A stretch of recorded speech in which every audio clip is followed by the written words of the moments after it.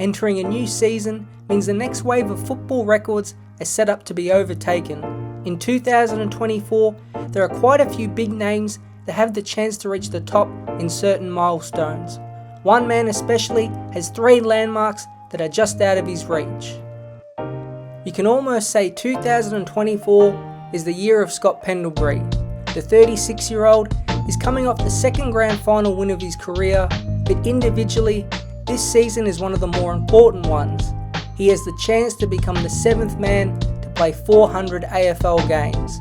Dustin Fletcher, Brent Harvey and Sean Burgoyne are the modern day players that have achieved the mark, and if he can stay injury and suspension free, in round 18 against Geelong, Pendlebury will run out for the 400th game of his career. I'm going to go a step further, as I think it's very reasonable to predict Pendlebury will break the 432 game record set by Boomer Harvey. It's another 49 games away. If the Pies can make finals in the next 2 years, it might mean a preliminary or grand final will be the date set for game 433. What an event that would be. At 36, playing until 40 is also not out of the question. Pendlebury can sit at half-back and orchestrate and still have his little spurts in the midfield. He's played 24 and 25 games in the past 2 seasons and he's in supreme physical condition. As long as the mental drive is there, Pendles might have a fair few seasons left in the tank. His longtime teammate Steele Sidebottom can help him reach another record, the most games 2 teammates have ever played together. This one might be more difficult as both will need to be in action, but if they can hit the 22 game mark alongside each other, the number 1 spot will be theirs. They will pass Adelaide duo Andrew McLeod and Tyson Edwards, who played 307 games together, a very impressive total. And the final stat Pendlebury can reach has never been done before. Last year against the Western Bulldogs, he surpassed the all-time disposal record and he now sits at 9,886 total disposals. 114 more, which should be done in about 5 or 6 games, would make Pendlebury's total hit 5 figures.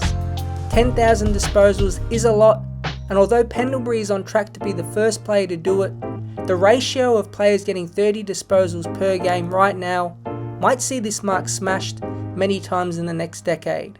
Still, for right now, it will be another achievement for Pendlebury.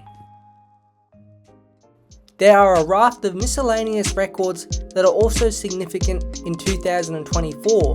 Max Gawn and Brodie Grundy in his heyday have both been seen as the best ruckman in the past 8 or so seasons. But this next record reminds us of the consistent and solid play of Todd Goldstein. He is now a Bomber, but the 35-year-old can match Pendlebury's 10,000 mark, not for disposals, but for hitouts. His 9,835 is already the most in AFL history, so a further 165, which might take some time, especially if he's sharing ruck duties with Sam Draper, would make him the first ruckman to hit 10k. A great reminder of the longevity and consistency his career has shown. A couple more longevity records could belong to Patrick Dangerfield.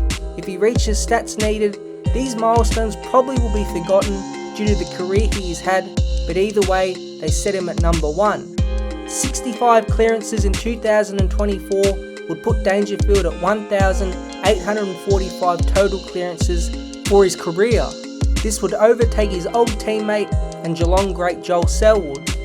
Over his career, Dangerfield hasn't just won heaps of clearances, but showed his burst and power from them, creating a whole bunch of highlight plays. Brent Harvey's 1,639 inside 50s is the other target for Dangerfield, who needs 62 to pass it. It's not as impressive as the clearance record, but proves the attacking nature of which he played with. His current teammate in Tom Hawkins has a chance to create more history in the hoops. As legendary as Joel Selwood is, his 355 games surely will be run down. Not only is Hawkins likely to break the 350 game barrier, but he only needs 8 games to be the most fielded cat in club history. He was able to negotiate a deal with Geelong last year to stay 1 more year, and unlike Pendlebury, it feels like 2024 might be the last time we see Hawkins. Because of this, it's also his last big push to move up the all-time goal-kicking list. He sits 14th right now with 781 goals and realistically could be as high as 11th if he can slot 37 majors. It would move him past Jack Riewoldt on 787, Matthew Richardson on 800 and Bernie Quinlan on 817. Peter McKenna's 874 probably blocks Hawkins from the illustrious top 10, but still, finishing 11th all time is a huge achievement. It's become a bit of a meme with Jack Crisp because every time he's on a televised game, they bring up his consecutive game streak. So far, he hasn't been jinxed. It's worth talking about again as he can move one step closer to Jim Stein's record of 244 consecutive games. If Crisp can play 13 straight next year, he'll be second all time, passing new Richmond coach Adam Uze, who played 226 games straight. Right now, he is still 31 away from Stein's, so to break that seemingly untouchable feat, he will have to wait until 2025 and hope he misses no games. Christian Petrarca is a fair way off Crisp, but if he can play 17 straight games this season, he will reach the 150 game mark, becoming only the 16th player to do so. His current streak is already great, especially as he missed his first season with an ACL. A quick shout out to a couple clubs that are celebrating significant milestones.